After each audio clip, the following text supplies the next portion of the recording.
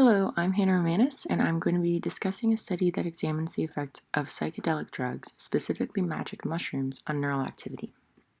So, what are magic mushrooms? They're one of many naturally occurring psychedelics, well known for inducing kaleidoscopic visions and vivid hallucinations.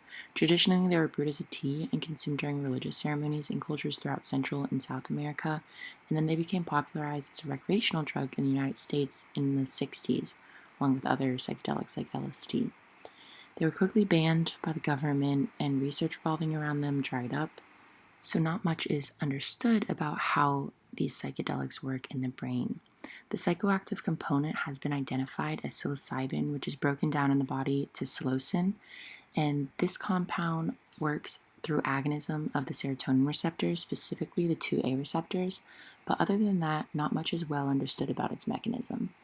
There have been lots of studies focused on the use of psychedelics in treatment of a number of mood disorders, but for these to truly be successful and to become a viable and common treatment option, the mechanism needs to be understood, and that is what this study looked to examine: how the psilocybin induces a psychedelic state in the brain. So to investigate this, the researchers used two types of fMRI scans. First, they used the arterial spin labeling, or ASL fMRI, which works by magnetically labeling the water molecules in the blood so that when the blood flows through the brain, water molecules in active brain tissue are exchanged with these magnetically labeled water molecules, causing a spin and reducing the signal transmitted to the MRI from these regions. In this way, the cerebral blood flow is able to be measured. A second set of subjects underwent scans using blood oxygen level dependent, or BOLD fMRI technique, which allows for brain activity to be identified by the flow of oxygen-rich blood into active areas. For both scans, subjects, all with previous but not recent hallucinogen experience, were put in the MRI scanner and first given a placebo intravenous infusion of saline. Then they were scanned again while being given an infusion of a standard dose of psilocybin. The subjects were asked to give their subjective rank on the effects of the psilocybin on a scale of 1 to 10, with 10 being the most intense of the effects, before their infusion, 5 minutes after the infusion, and 12 minutes after the infusion. Because this study is only interested in the transition into the psychedelic state, the scans only lasted about 16 to 18 minutes, just long enough to capture that first transition. So what did we see? Here are the results from both sets of scans. Interestingly, a general decrease in activation was seen throughout the brain. The regions with a significant decrease in the activity are marked in blue in these images.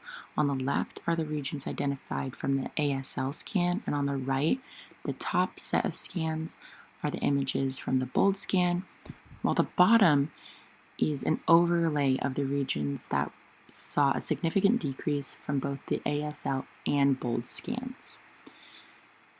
What was most interesting about this study was the contradiction that it posed.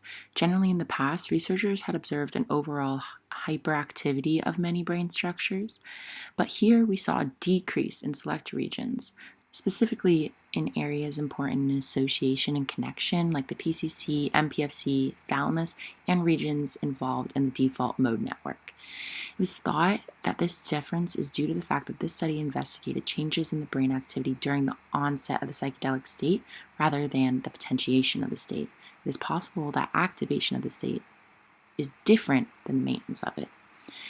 It is thought that because the default mode network is essentially a connection hub, allowing for the communication between brain regions with as few connections as possible, that through its deactivation, its regulation of intercerebral communication is relieved and neurons are able to communicate freely with other neurons. However, this would need to be explored further and cannot be proved by this study. Essentially, the decrease in activity in regions responsible for cerebral connections allows for an unconstrained style of cognition during the psychedelic state. fMRI scans have both advantages and disadvantages. First, in this study, it was advantageous to use the fMRI scan because it implicated the activity of relevant brain regions while the psilocybin state was induced, and it allowed for real-time recording of this, which is what allowed for the researchers to see the effects as the psilocybin became active in the brain, allowing us to see what happens in the brain as a normal, healthy waking consciousness is transitioned into a psychedelic state.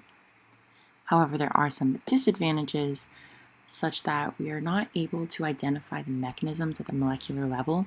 So although we know where in the brain the deactivation occurred, we don't know how this happened. We know that the psilocybin is generally a serotonin receptor agonist, but this does not fully explain the deactivation that we see in these scans. Additionally, we are not able to draw concrete conclusions from the scan because nothing was perturbed in the system. The fMRI is simply measuring the activity during a psychedelic experience, so only correlative conclusions are able to be made. The study did advance on previous research in this field by using both an ASL and BOLD imaging to identify regions that were targeted in both scans. This allowed for a more comprehensive understanding of the brain regions indicated.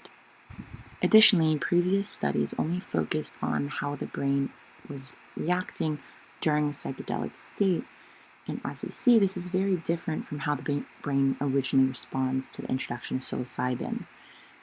This is important for understanding how it triggers a psychedelic state in the brain. This study opens up a lot of opportunity for future research on magic mushrooms.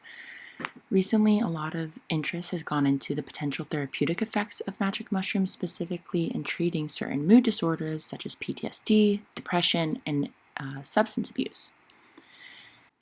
Understanding the mechanism could also be very helpful in developing a drug that works similarly to the psychedelic psilocybin without the more intense side effects such as vivid hallucinations. Further research in this field generally will just lead to a better understanding of the psychedelic mechanism and opens a bright future for the future of magic mushrooms as a therapeutic aid. Thank you.